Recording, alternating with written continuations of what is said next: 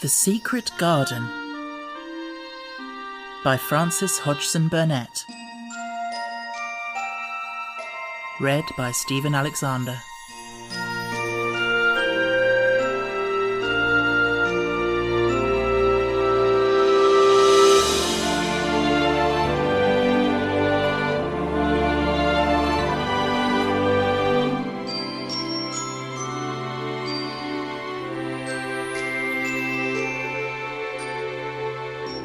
Chapter 5. The Cry in the Corridor. At first, each day which passed by for Mary Lennox was exactly like the others.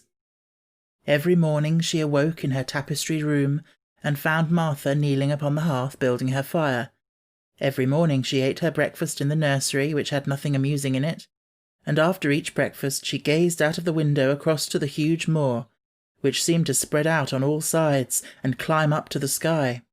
And after she had stared for a while, she realized that if she did not go out, she would have to stay in and do nothing, and so she went out. She did not know that this was the best thing she could have done, and she did not know that, when she began to walk quickly, or even run along the paths and down the avenue, she was stirring her slow blood and making herself stronger by fighting with the wind which swept down from the moor. She ran only to make herself warm, and she hated the wind which rushed at her face and roared and held her back as if it were some giant that she could not see. But the big breaths of rough, fresh air blown over the heather filled her lungs with something which was good for her whole thin body, and whipped some red colour into her cheeks, and brightened her dull eyes, when she did not know anything about it. But after a few days spent almost entirely out of doors, she wakened one morning, knowing what it was to be hungry. And when she sat down to her breakfast, she did not glance disdainfully at her porridge and push it away, but took up her spoon and began to eat it, and went on eating it until her bowl was empty. "Thou got on well enough with that this morning, didn't thou?" said Martha. "It tastes nice today," said Mary, feeling a little surprised herself. "It's air at moor that's giving thee stomach for thy victuals," answered Martha. "It's lucky for thee that thou's got victuals as well as an appetite. There's been 12 in our cottage as had stomach and nothing to put in it. You go on playing you out of doors every day, and you'll get some flesh on your bones, and you won't be so yeller." "I don't play," said Mary. "I have nothing to play with." "Nothing to play with?" exclaimed Martha. "Our children plays with sticks and stones. They just runs about and shouts and looks at things." Mary did not shout, but she looked at things. There was nothing else to do. She walked round and round the gardens and wandered about the paths in the park. Sometimes she looked for Ben Weatherstaff, but though several times she saw him at work, he was too busy to look at her, or was too surly. Once, when she was walking towards him, he picked up his spade and turned away, as if he did it on purpose. One place she went to oftener than any other. It was the long walk outside the gardens with the walls round them. There were bare flower beds on either side of it, and against the walls ivy grew thickly. There was one part of the wall where the creeping dark green leaves were more bushy than elsewhere. It seemed as if for a long time that part had been neglected. The rest of it had been clipped and made to look neat, but at this lower end of the walk it had not been trimmed at all. A few days after she had talked to Ben Weatherstaff, Mary stopped to notice this and wondered why it was so. She had just paused and was looking up at a long spray of ivy swinging in the wind, when she saw a gleam of scarlet and heard a brilliant chirp. And there, on the top of the wall, perched Ben Weatherstaff's robin redbreast, tilting forward to look at her with his small head on one side. "Oh," she cried out. "Is it you? Is it you?" And it did not seem at all queer to her that she spoke to him as if she was sure that he would understand and answer her. He did answer. He twittered and chirped and hopped along the wall as if he were telling her all sorts of things. It seemed to Mistress Mary as if she understood him too, though he was not speaking in words. It was as if he said, "Good morning. Isn't the wind nice? Isn't the sun nice? Isn't everything nice? Let us both chirp and hop and twitter. Come on, come on. Mary began to laugh, and as he hopped and took little flights along the wall, she ran after him. Poor little thin, sallow, ugly Mary. She actually looked almost pretty for a moment. I like you! I like you!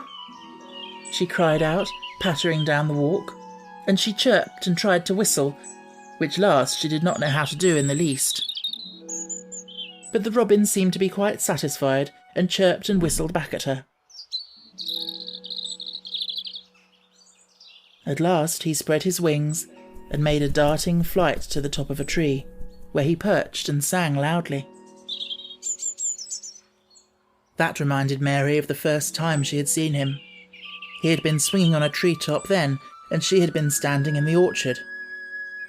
Now she was on the other side of the orchard and standing in the path outside a wall, much lower down. And there was the same tree inside. It's the garden no one can go into, she said to herself. It's the garden without a door. He lives in there. How I wish I could see what it is like. She ran up the walk to the green door she had entered the first morning. Then she ran down the path through the other door and then into the orchard, and when she stood and looked up, there was the tree on the other side of the wall, and there was the robin just finishing his song and beginning to preen his feathers with his beak. It is the garden, she said. I am sure it is. She walked round and looked closely at that side of the orchard wall, but she only found what she had found before, that there was no door in it. Then she ran through the kitchen gardens again and out into the walk outside the long ivy-covered wall, and she walked to the end of it and looked at it, but there was no door. And then she walked to the other end, looking again, but there was no door. It's very queer, she said. Ben Weatherstaff said there was no door, and there is no door. But there must have been one 10 years ago, because Mr. Craven buried the key. This gave her so much to think of that she began to be quite interested and feel that she was not sorry that she had come to Misselthwaite Manor. In India she had always felt hot and too languid to care much about anything. The fact was that the fresh wind from the moor had begun to blow the cobwebs out of her young brain and to waken her up a little. She stayed out of doors nearly all day, and when she sat down to her supper at night, she felt hungry and drowsy and comfortable. She did not feel cross when Martha chattered away. She felt as if she rather liked to hear her, and at last she thought she would ask her a question. She asked it after she had finished her supper and had sat down on the hearthrug before the fire. "Why did Mr. Craven hate the garden?" she said. She had made Martha stay with her, and Martha had not objected at all. She was very young and used to a crowded cottage full of brothers and sisters, and found it dull in the great servants' hall downstairs, where the footmen and upper housemaids made fun of her Yorkshire speech and looked upon her as a common little thing, and sat and whispered among themselves. Martha liked to talk, and the strange child who had lived in India and been waited upon by blacks was novelty enough to attract her. She sat down on the hearth herself without waiting to be asked. "Art thou thinking about that garden yet?" she said. "I knew thou would. That was just the way with me when I first heard about it." "Why did he hate it?" Mary persisted. Martha tucked her feet under her and made herself quite comfortable. "Listen to wind wuthering round the house," she said. "You could bear stand up on t' moor if you was out on it tonight." Mary did not know what wuthering meant until she listened, and then she understood. It must mean that hollow, shuddering sort of roar which rushed round and round the house, as if the giant no one could see were buffeting it and beating at the walls and windows to try and break in. But one knew he could not get in, and somehow it made one feel very safe and warm inside a room with a red coal fire. But why did he hate it so? she asked after she had listened. She intended to know if Martha did. Then Martha gave up her store of knowledge. "Mind," she said. "Mrs. Medlock said it's not to be talked about. There's lots of things in this place that's not to be talked over. That's Mr. Craven's orders. His trouble's a non-servant's business, he says. But for garden, he wouldn't be like he is. It was Mrs. Craven's garden that she had made when first they were married, and she just loved it. And they used to tend the flowers themselves. And none of the gardeners was ever let to go in. Him and her used to go in and shut door and stay there hours and hours, reading and talking. And she was just a bit of a girl, and there was an old tree with a branch bent like a seat on it, and she made roses grow over it, and she used to sit there. But one day when she was sitting there, branch broke, and she fell on ground, and was hurt so bad that next day she died. Doctors thought he'd go out of his mind and die too. That's why he hates it. No one's ever gone in since, and he won't let anyone talk about it.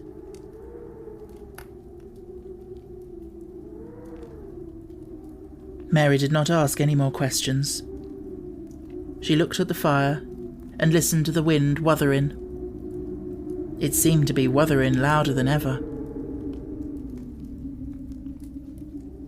At that moment, a very good thing was happening to her. 4 good things had happened to her, in fact, since she came to Misselthwaite Manor. She had felt as if she had understood a robin, and that he had understood her. She had run in the wind until her blood had grown warm. She had been healthily hungry for the first time in her life. And she had found out what it was to be sorry for someone. She was getting on.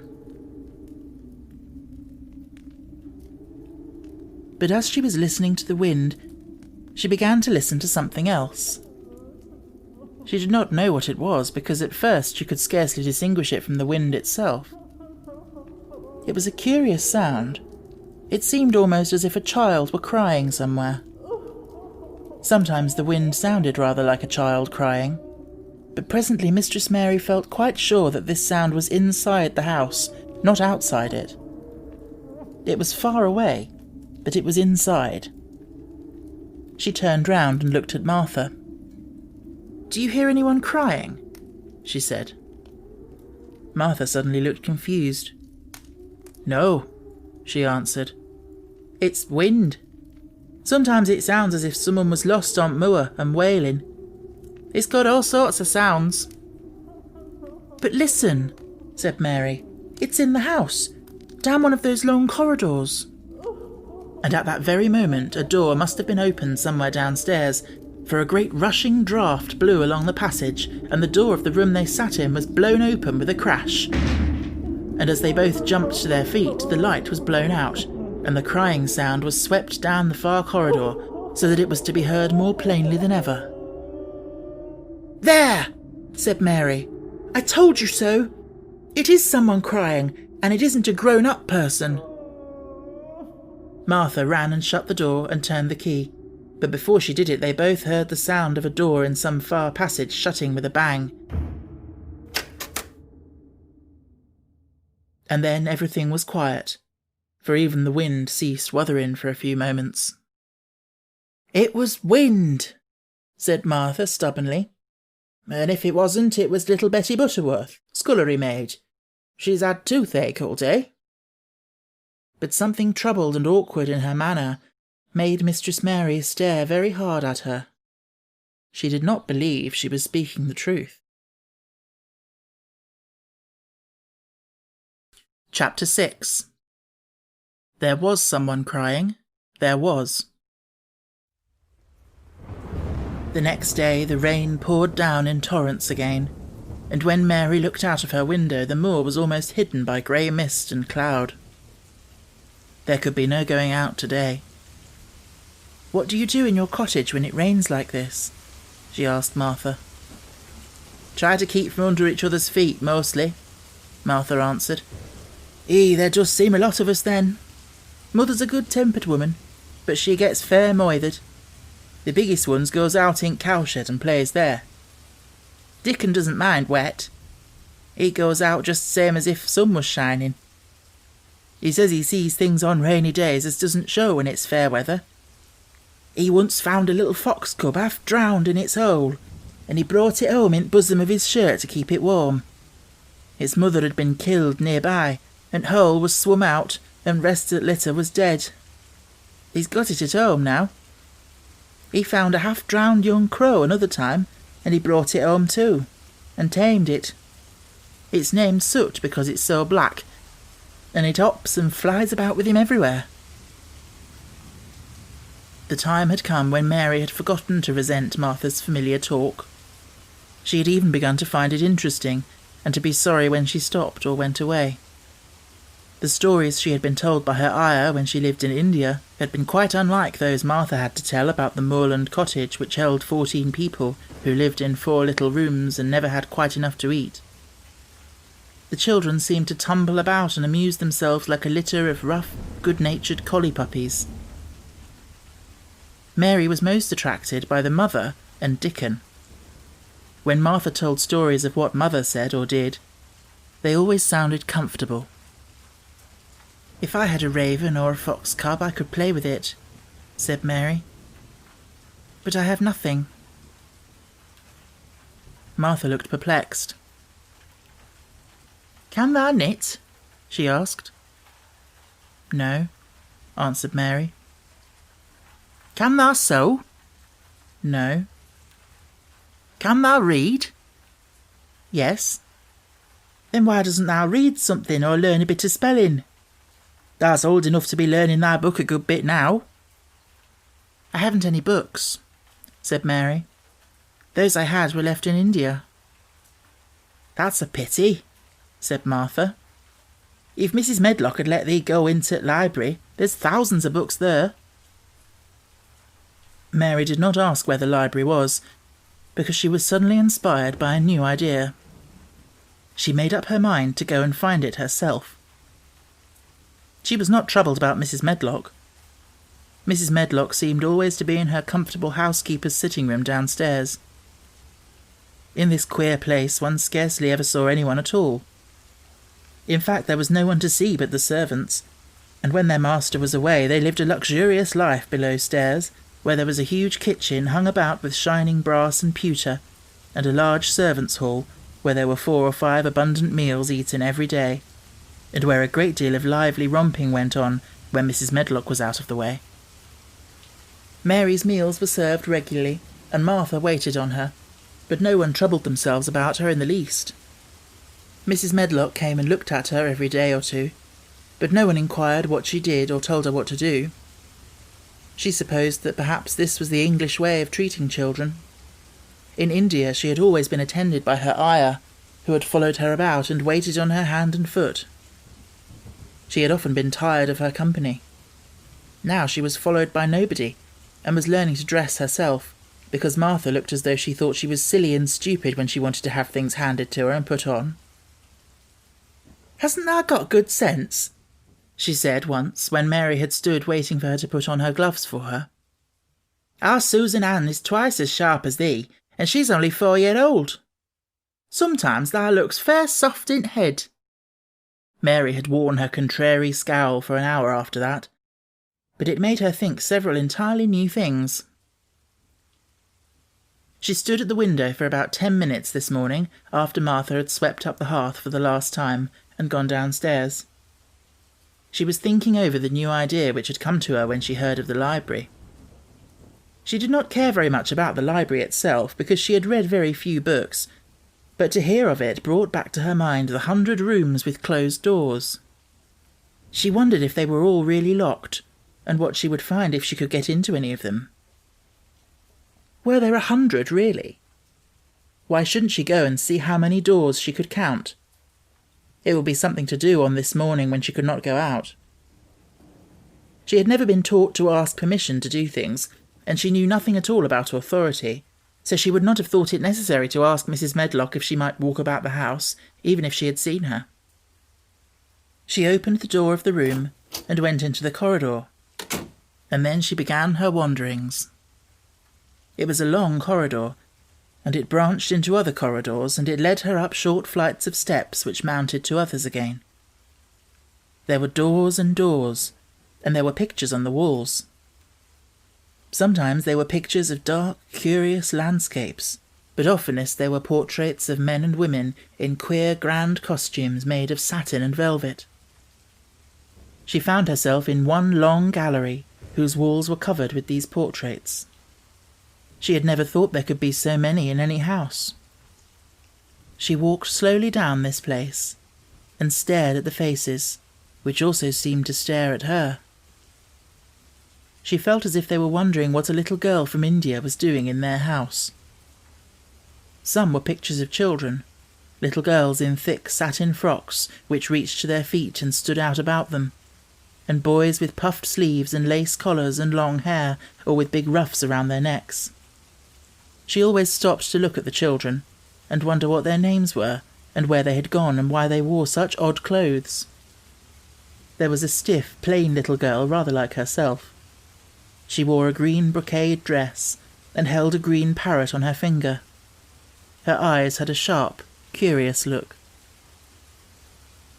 "Where do you live now?" said Mary aloud to her. "I wish you were here." Surely no other little girl ever spent such a queer morning. It seemed as if there was no one in all the huge rambling house but her own small self, wandering about upstairs and down, through narrow passages and wide ones, where it seemed to her that no one but herself had ever walked. Since so many rooms had been built, people must have lived in them, but it all seemed so empty that she could not quite believe it true. It was not until she climbed to the second floor that she thought of turning the handle of a door. All the doors were shut, as Mrs. Medlock had said they were, but at last she put her hand on the handle of one of them and turned it.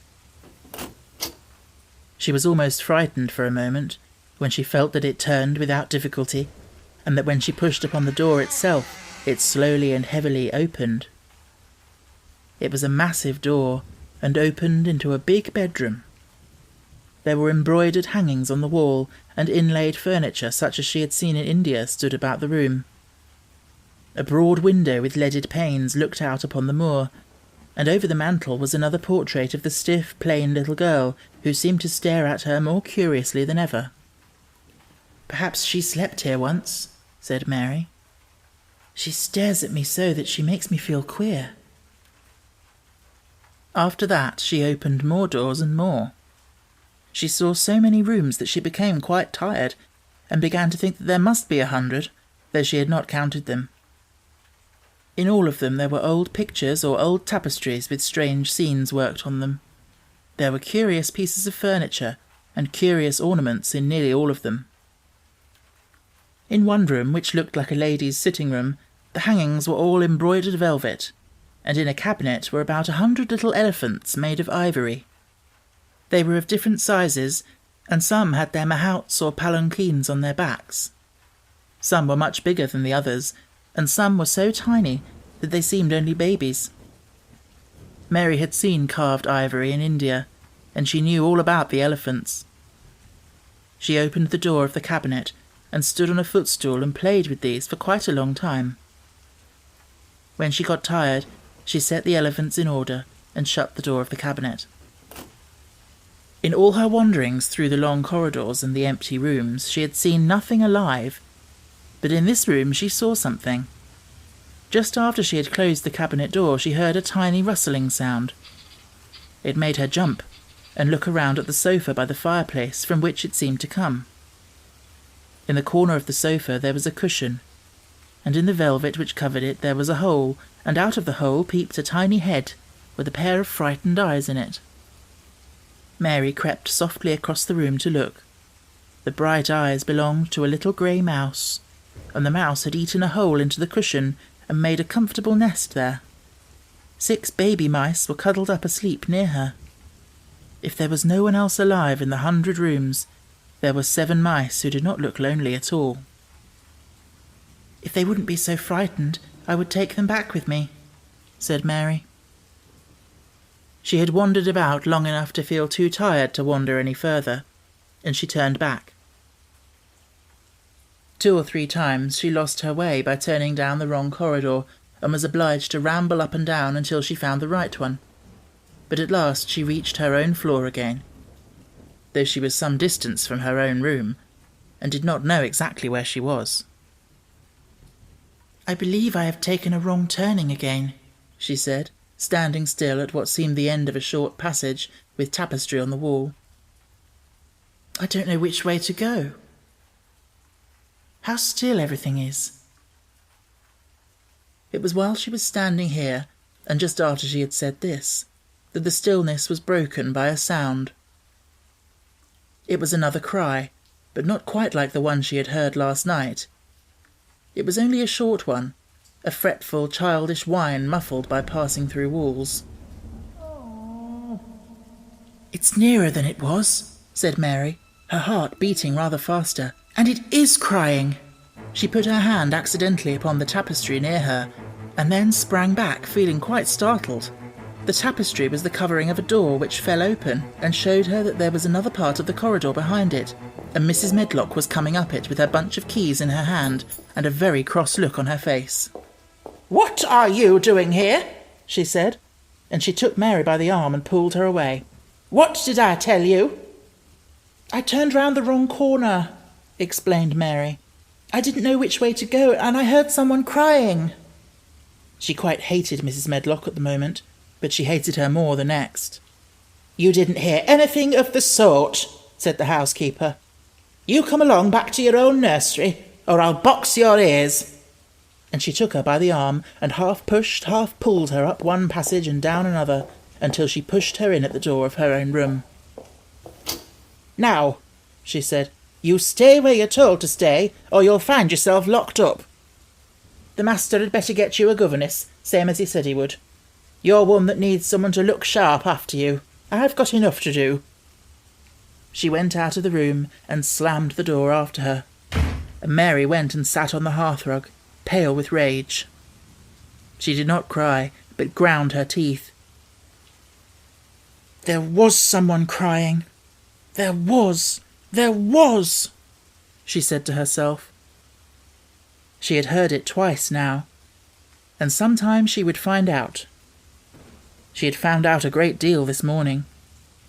She felt as if she had been on a long journey, and at any rate she had had something to amuse her all the time, and she had played with the ivory elephants, and had seen the grey mouse and its babies in their nest in the velvet cushion.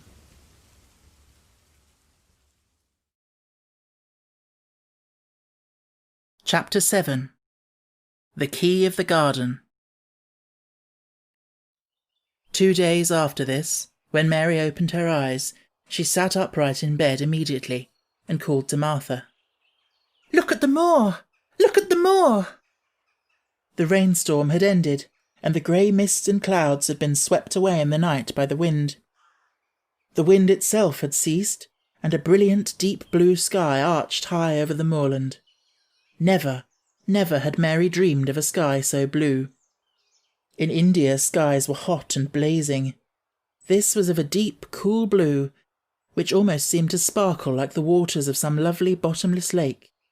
And here and there, high, high in the arched blueness, floated small clouds of snow-white fleece. The far-reaching world of the moor itself looked softly blue instead of gloomy purple-black or awful dreary grey. "Aye," said Martha with a cheerful grin. "Storm's over for a bit. It does like this at this time of year. It goes off in a night, like it was pretending it had never been here and never meant to come again. That's because springtime's on its way. It's a long way off yet, but it's coming." "I thought perhaps it always rained or looked dark in England," Mary said. No," said Martha, sitting up on her heels among her black-lead brushes. "Nowt o' sort." "What does that mean?" asked Mary seriously. In India the natives spoke different dialects which only a few people understood, so she was not surprised when Martha used words she did not know. Martha laughed as she had done the first morning. "There now," she said, "I've talked broad Yorkshire again like Mrs. Medlock said I mustn't. Nowt at sort means nothing of the sort, slowly and carefully, but it takes so long to say it. Yorkshire's sunniest place on earth when it's sunny. I told thee tha'd like moor after a bit. Just you wait till you see gold-coloured gorse blossoms, and blossoms at broom, and heather flowering, all purple bells, and hundreds of butterflies fluttering, and bees humming, and skylarks soaring up and singing. You'll want to get out on it at sunrise, and live out on it all day like Dickon does. Could I ever get there? Asked Mary wistfully, looking through her window at the far-off blue. It was so new and big and wonderful, and such a heavenly colour. I don't know, answered Martha. Thou's never used thy legs since thou was born, it seems to me. Thou couldn't walk 5 mile. It's 5 mile to our cottage. I should like to see your cottage. Martha stared at her a moment curiously before she took up her polishing brush and began to rub the grate again. She was thinking that the small plain face did not look quite as sour at this moment as it had done the first morning she saw it. It looked just a trifle like little Susan Ann's when she wanted something very much. I'll ask my mother about it, she said. She's one of them that nearly always sees a way to do things. It's my day out today, and I'm going home. I am glad. Mrs. Medlock thinks a lot of Mother. Perhaps she could talk to her. I like your mother, said Mary. I should think thou did, agreed Martha, polishing away. I've never seen her, said Mary. No, thou hasn't, replied Martha. She sat up on her heels again and rubbed the end of her nose with the back of her hand, as if puzzled for a moment, but she ended quite positively. Well, she's that sensible and hard-working and good-natured and clean that no one could help liking her, whether they'd seen her or not. When I'm going home to her on my day out, I just jump for joy when I'm crossing moor. I like Dickon, added Mary, and I've never seen him. Well, said Martha stoutly, I've told thee that very birds like him, and rabbits and wild sheep and ponies, and foxes themselves. I wonder, staring at her reflectively, what Dickon would think of thee. He wouldn't like me, said Mary, in her stiff, cold little way. No one does. Martha looked reflective again. How does thou like thyself? She inquired, really quite as if she were curious to know. Mary hesitated a moment and thought it over. Not at all, really, she answered. But I never thought of that before. Martha grinned a little, as if at some homely recollection. Mother said that to me once, she said. She was at her wash-tub, and I was in a bad temper and talking ill of folk, and she turns round on me and says, Thou young vixen, thou, there thou stands, saying thou doesn't like this one, and thou doesn't like that one. How does thou like thyself? It made me laugh, and it brought me to my senses in 1 minute. She went away in high spirits as soon as she had given Mary her breakfast. She was going to walk 5 miles across the moor to the cottage, and she was going to help her mother with the washing and do the week's baking and enjoy herself thoroughly. Mary felt lonelier than ever when she knew she was no longer in the house. She went out into the garden as quickly as possible, and the first thing she did was to run round and round the fountain flower garden 10 times. She counted the times carefully, and when she had finished she felt in better spirits. The sunshine made the whole place look different. The high, deep blue sky arched over Misselthwaite, as well as all over the moor, and she kept lifting her face and looking up into it, trying to imagine what it would be like to lie down on one of the little snow-white clouds and float about. She went into the first kitchen garden and found Ben Weatherstaff working there with 2 other gardeners. The change in the weather seemed to have done him good. He spoke to her of his own accord. "Springtime's coming," he said. "Cannot thou smell it?" Mary sniffed and thought she could. "I smell something nice and fresh and damp," she said. "That's good rich earth," he answered, digging away. "It's in a good humour, making ready to grow things. It's glad when planting time comes. It's dull in winter, when it's got nowt to do.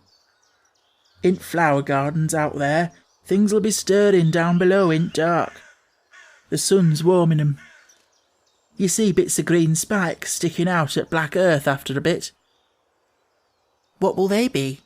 asked Mary. "Crocuses and snowdrops and daffydowndillies. Has thou never seen 'em?" "No. Everything is hot and wet and green after the rains in India," said Mary. "And I think things grow up in a night." "These won't grow up in a night," said Weatherstaff. "Thou'll have to wait for 'em. They'll poke up a bit higher here, and push out a spike more there, and uncurl a leaf this day and another that. You watch 'em." "I am going to," answered Mary. Very soon she heard the soft rustling flight of wings again, and she knew at once that the robin had come again. He was very pert and lively, and hopped about so close to her feet, and put his head on one side and looked at her so shyly that she asked Ben Weatherstaff a question. "Do you think he remembers me?" she said. "Remembers thee?" said Weatherstaff indignantly. "He knows every cabbage stump in gardens, let alone people. He's never seen a little wench here before, and he's bent on finding out all about thee. There's no need to try and hide anything from him." "Are things stirring down below in the dark in that garden where he lives?" Mary inquired. "What garden?" grunted Weatherstaff, becoming surly again. "The one where the old rose trees are." She could not help asking because she wanted so much to know. "Are all the flowers dead, or do some of them come again in the summer? Are there ever any roses?" "Ask him," said Ben Weatherstaff, hunching his shoulders towards the robin. "He's the only one as knows. No one else has seen inside it for 10 years. 10 years was a long time, Mary thought. She had been born 10 years ago. She walked away, slowly thinking. She had begun to like the garden, just as she had begun to like the robin and Dickon and Martha's mother. She was beginning to like Martha too. That seemed a good many people to like, when you were not used to liking. She thought of the robin as one of the people. She went to her walk outside the long ivy-covered wall over which she could see the tree-tops, and the second time she walked up and down, the most interesting and exciting thing happened to her. And it was all through Ben Weatherstaff's robin. She heard a chirp and a twitter, and when she looked at the bare flower bed at her left side, there he was hopping about and pretending to peck things out of the earth to persuade her that he had not followed her. But she knew he had followed her, and the surprise so filled her with delight that she almost trembled a little. "You do remember me!" she cried. "You do! You are prettier than anything else in the world!" She chirped and talked and coaxed, and he hopped and flirted his tail and twittered. It was as if he were talking. His red waistcoat was like satin, and he puffed his tiny breast out and was so fine and so grand and so pretty that it was really as if he were showing her how important and like a human person a robin could be. Mistress Mary forgot that she had ever been contrary in her life when he allowed her to draw closer and closer to him, and bend down and talk, and try to make something like robin sounds. Oh, to think that he should actually let her come as near to him as that! He knew nothing in the world would make her put out her hand towards him, or startle him in the least tiniest way. He knew it because he was a real person, only nicer than any other person in the world. She was so happy that she scarcely dared to breathe. The flower bed was not quite bare. It was bare of flowers because the perennial plants had been cut down for their winter rest, but there were tall shrubs and low ones which grew together at the back of the bed. And as the robin hopped about under them, she saw him hop over a small pile of freshly turned up earth. He stopped on it to look for a worm. The earth had been turned up because a dog had been trying to dig up a mole, and he had scratched quite a deep hole. Mary looked at it, not really knowing why the hole was there, and as she looked, she saw something almost buried in the newly turned soil. It was something like a ring of rusty iron or brass, and when the robin flew up into a tree nearby, she put out her hand and picked the ring up.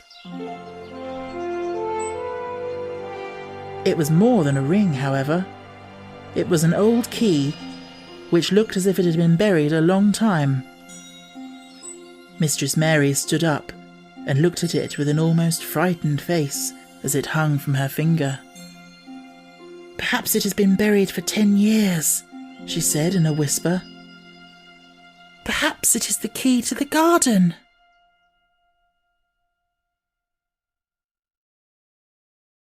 Chapter 8. The Robin Who Showed the Way. She looked at the key quite a long time. She turned it over and over and thought about it. As I have said before, she was not a child who had been trained to ask permission or consult her elders about things.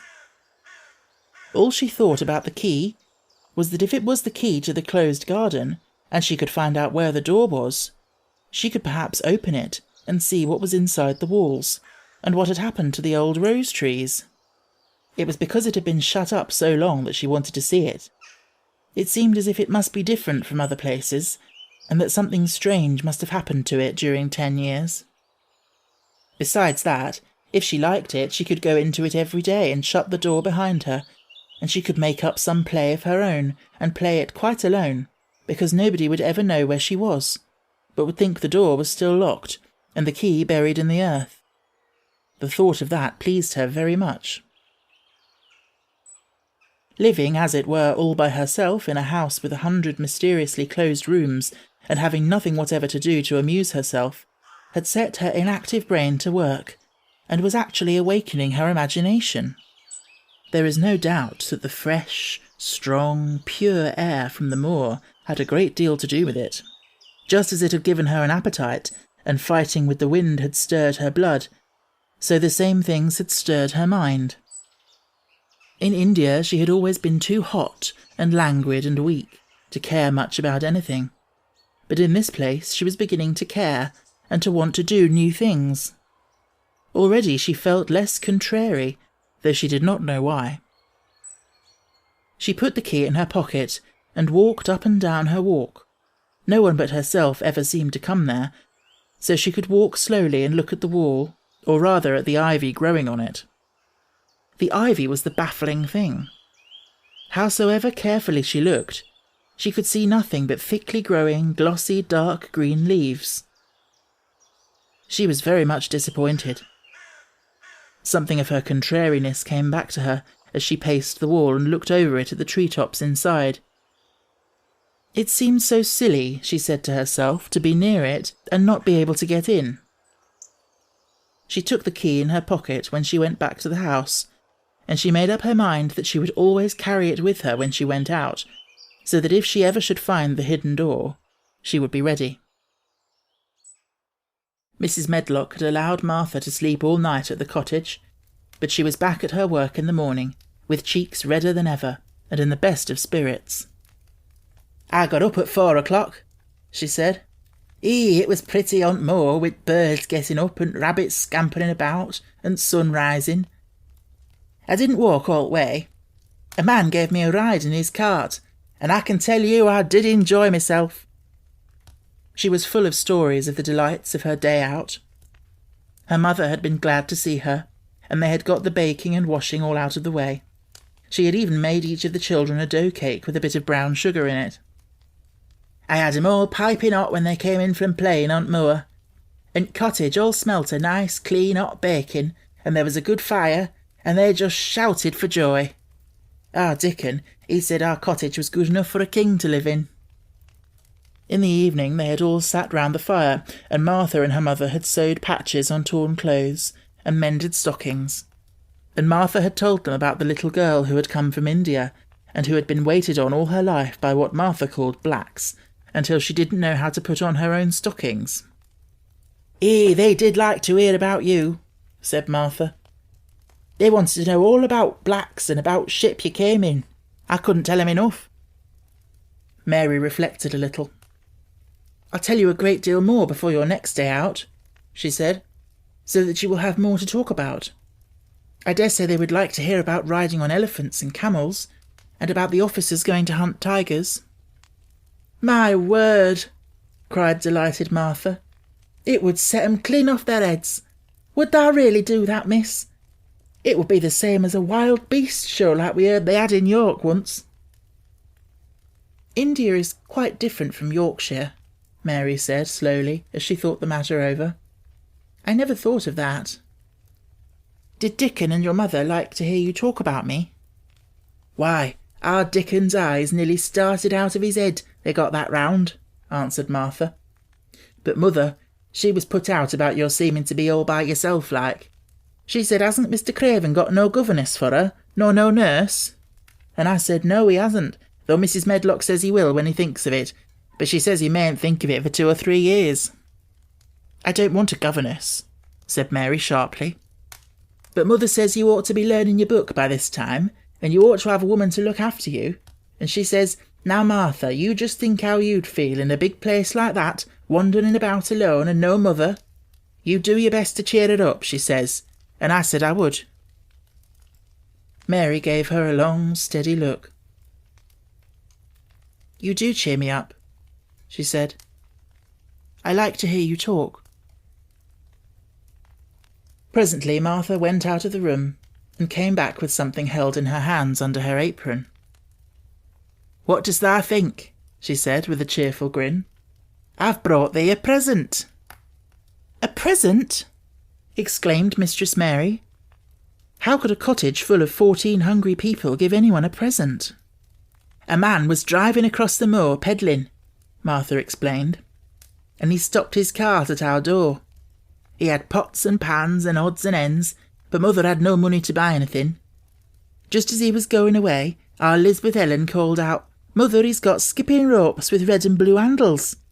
And mother, she calls out quite sudden, 'Here, stop, mister, how much are they?' And he says 2pence. And mother, she began fumbling in her pocket, and she says to me, 'Martha, thou's brought me thy wages like a good lass, and I've got 4 places to put every penny, but I'm just going to take the 2pence out of it to buy that child a skipping rope.' And she bought one, and here it is." She brought it out from under her apron, and exhibited it quite proudly. It was a strong, slender rope, with a striped red and blue handle at each end. But Mary Lennox had never seen a skipping rope before. She gazed at it with a mystified expression. "What is it for?" she asked curiously. "For?" cried out Martha. "Does that mean they've got no skipping ropes in India, for all they've got elephants and tigers and camels? No wonder most of 'em's black. This is what it's for. Just watch me."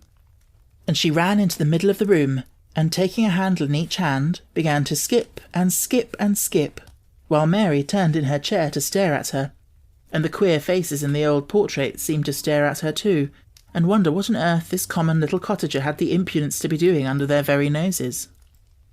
But Martha did not even see them. The interest and curiosity in Mistress Mary's face delighted her, and she went on skipping and counted as she skipped, until she had reached 100. "I could skip longer than that," she said when she stopped. "I've skipped as much as 500 when I was 12, but I wasn't as fat then as I am now, and I was in practice." Mary got up from her chair, beginning to feel excited herself. "It looks nice," she said. "Your mother is a kind woman. Do you think I could ever skip like that?" "You just try it," urged Martha, handing her the skipping rope. "You can't skip 100 at first, but if you practice you'll mount up. That's what Mother says. She says nothing will do her more good than a skipping rope. It's sensiblest toy a child can have. Let her play out in fresh air skipping, and it'll stretch her legs and arms and give her some strength in 'em." It was plain that there was not a great deal of strength in Mistress Mary's arms and legs when she first began to skip. She was not very clever at it, but she liked it so much that she did not want to stop. "Put on thy things and run and skip out of doors," said Martha. "Mother said I must tell you to keep out of doors as much as you could, even when it rains a bit, so as thou wrap up warm." Mary put on her coat and hat and took her skipping rope over her arm. She opened the door to go out, and then suddenly thought of something and turned back rather slowly. "Martha," she said, "they were your wages. It was your twopence, really. Thank you." She said it stiffly, because she was not used to thanking people or noticing that they did things for her. "Thank you," she said, and held out her hand because she did not know what else to do. Martha gave her hand a clumsy little shake, as if she was not accustomed to this sort of thing either. Then she laughed. "Thou'rt a queer old womanish thing," she said. "If thou'd been our Lisbeth Allen, thou'd have given me a kiss." Mary looked stiffer than ever. "Do you want me to kiss you?" Martha laughed again. "Nay, not me," she answered. "If thou was different, perhaps thou'd want to thyself. But thou isn't. Run off outside and play with thy rope." Mistress Mary felt a little awkward as she went out of the room. Yorkshire people seemed strange, and Martha was already rather a puzzle to her. At first she had disliked her very much, but now she did not. The skipping rope was a wonderful thing. She counted and skipped and counted until her cheeks were quite red, and she was more interested than she had ever been since she was born. The sun was shining, and a little wind was blowing, not a rough wind, but one which came in delightful little gusts and brought a fresh scent of newly turned earth with it. She skipped round the fountain garden, and up one walk and down another. She skipped at last into the kitchen garden, and saw Ben Weatherstaff digging and talking to his robin, which was hopping about him. She skipped down the walk towards him, and he lifted his head and looked at her with a curious expression. She had wondered if he would notice her. She really wanted him to see her skip. "Well," he exclaimed, "upon my word, perhaps thou art a young one after all, and perhaps thou's got child's blood in thy veins instead of sour buttermilk. Thou's skipped red into thy cheeks as sure as my name's Ben Weatherstaff. I wouldn't have believed thou could do it." "I never skipped before," Mary said. "I'm just beginning. I can only go up to 20. "Thou keep on," said Ben. "Thou shapes well enough at it for a young one that's lived with heathen.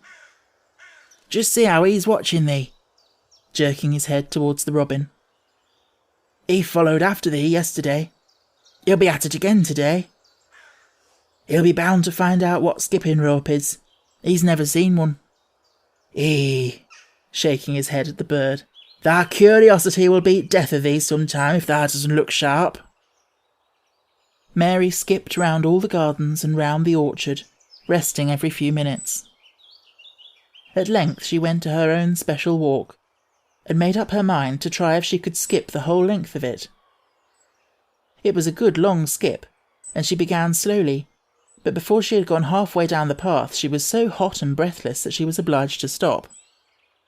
She did not mind much, because she had already counted up to 30.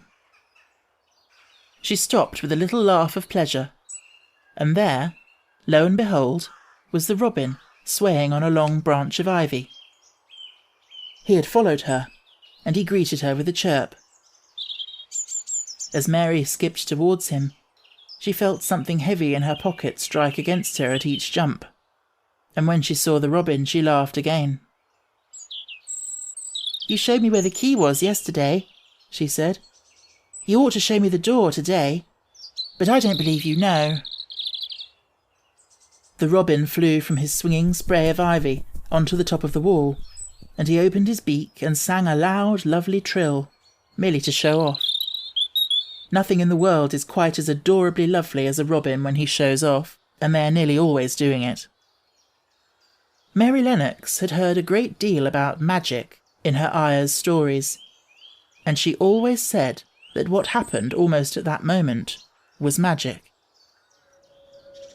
One of the nice little gusts of wind rushed down the walk, and it was a stronger one than the rest. It was strong enough to wave the branches of the trees, and it was more than strong enough to sway the trailing sprays of untrimmed ivy hanging from the wall. Mary had stepped close to the robin, and suddenly the gust of wind swung aside some loose ivy trails, and more suddenly still, she jumped towards it and caught it in her hand. This she did because she had seen something under it, a round knob which had been covered by the leaves hanging over it. It was the knob of a door. She put her hands under the leaves and began to pull and push them aside. Thick as the ivy hung, it nearly all was a loose and swinging curtain, though some had crept over wood and iron. Mary's heart began to thump, and her hands to shake a little in her delight and excitement. The robin kept singing and twittering away, and tilting his head on one side, as if he were as excited as she was. What was this under her hands, which was square and made of iron, and which her fingers found a hole in? It was the lock of the door, which had been closed 10 years, and she put her hand in her pocket, drew out the key, and found it fitted the keyhole. She put the key in and turned it. It took 2 hands to do it, but it did turn. And then she took a long breath and looked behind her up the long walk to see if anyone was coming. No one was coming. No one ever did come, it seemed. And she took another long breath, because she could not help it, and she held back the swinging curtain of ivy and pushed back the door, which opened slowly, slowly. Then she slipped through it and shut it behind her, and stood with her back against it, looking about her and breathing quite fast with excitement and wonder and delight. She was standing inside the secret garden.